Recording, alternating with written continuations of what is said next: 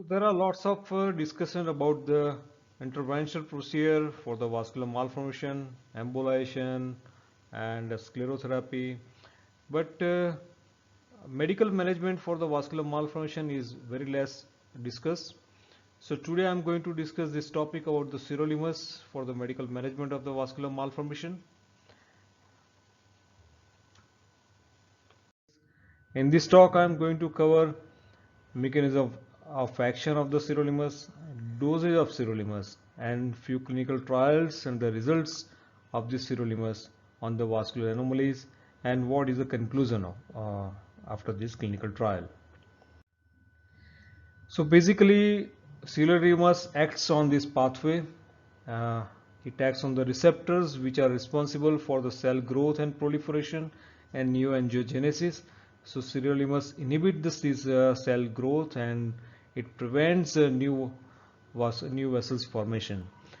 So ultimately sirolimus is an anti-proliferative agent and it is very useful for the medical management of the um, proliferative vascular tumors and few vascular malformation. Its dose is 0.8 milligram per meter square for twice daily, and its dose is calculated into the cycles. One cycle lasts for 28 days. So this is the last study and this clinical trial done for measuring the efficacy and safety of sirolimus, and let's find out what is the result of this clinical trial. So in this clinical trial it shows that sirolimus is very effective for the slow flow vascular malformation. So it is effective for the lymphatic and venous malformation.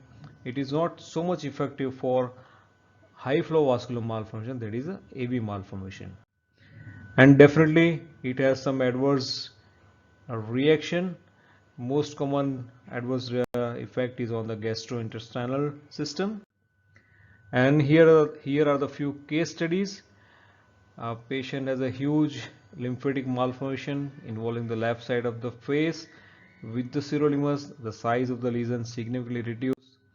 In another case, this with the 12 course of cycle, the size of the lesion is significantly reduced with the sirolimus. So in conclusion, sirolimus is very effective for the slow flow vascular malformation, that is a lymphatic malformation, venous malformation, but it is not effective for arteriovenous malformation.